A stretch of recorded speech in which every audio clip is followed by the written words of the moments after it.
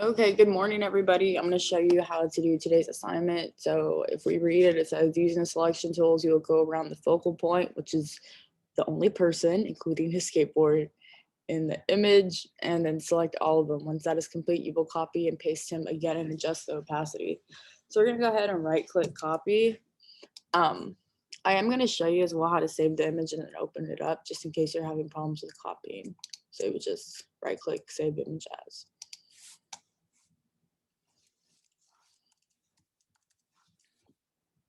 Today the 12th? I think today's the 12th. It's not even, I don't know why I put 11. Okay, you know what I meant.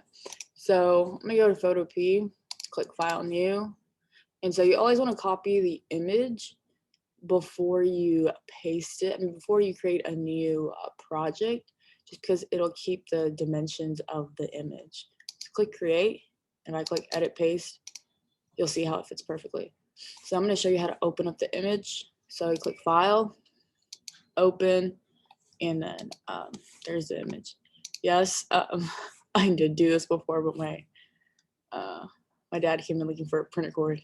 So yeah, so that's how you would open up the image if you were to save it. So go ahead and exit out. And so it looks a little small, so I'm gonna go ahead and zoom in because we are selecting him. So I'm gonna zoom in as much as I can. I still like to be able to see all of the image whenever I'm working. That's a personal preference that you don't really need in this situation or for this project, but when you're working with flyers or images as a whole, I do recommend that you just fit to area. So I'm gonna go ahead and try the magic wand tool to see if it will select the background. And so if I click that, you'll see how a lot is still missing. And so the reason why I'm doing that is I want to see if I am able to select inverse and make my job a lot easier. Okay, so if I click delete, you'll see how if I were to have selected inverse, not much would have happened, right? So I'm gonna go ahead and go into my polygon lasso tool and start going around him and selecting him. So his pants have a lot of creases. It's not so much of a bad thing because when you're working with the polygon lasso tool, you are creating little lines, right? So it kind of works to your advantage. Extra credit if you know the names of these shoes. We have to put it in the assignment comments. So I'm getting a little sloppy right now, but I just know that watching me select him is always most entertaining. I'm not going to save the lace, so you do not have to save the lace. When it comes to like you not selecting certain things like a shoelace, it just has to go back to what the image is. So like, do they really need it? So I'm gonna come up around his foot where his skateboard is, and we need that. So I mean, we're not gonna cut that off, but that's how you would question if you would need something. I'm gonna go ahead and cut off part of his leg around it.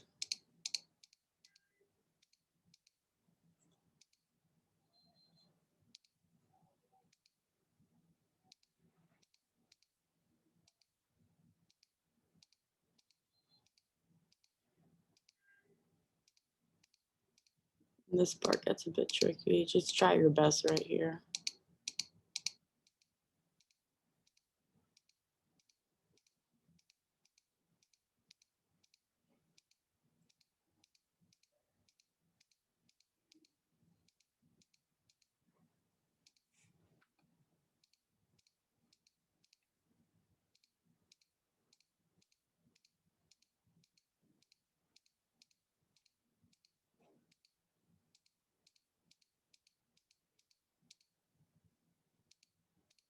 Yeah, totally messed up that back one, but we'll make it work.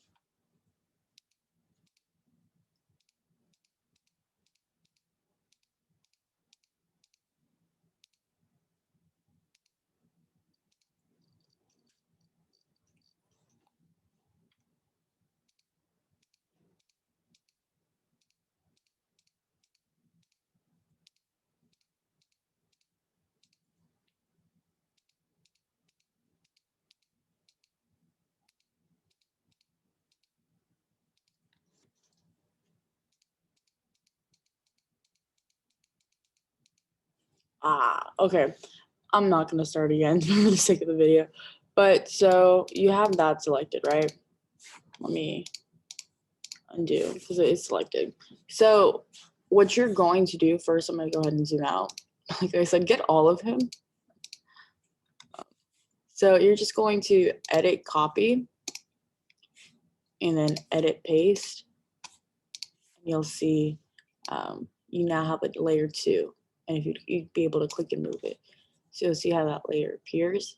And then all we're going to do is fade the opacity. If you remember what that means, it just means adjusting the amount of color. So right there, you have to make sure you're in the right layer. And I'm going to adjust that to about 48. So anything between 20 and 70 and you're good. So go ahead and just put that there for now. And then what you can do, we haven't formally gone over the eraser tool, but let me see, where's my drawing?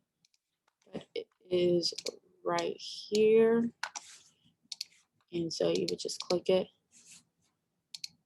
And then you'll see the different brushes that you have. I'm going to use this one right here that looks like a lot of texture. And I'm going to adjust the size. Ooh, it's too big. Fade the opacity a bit so it's not as strong. And then I'm going to go in kind of fade up the blending.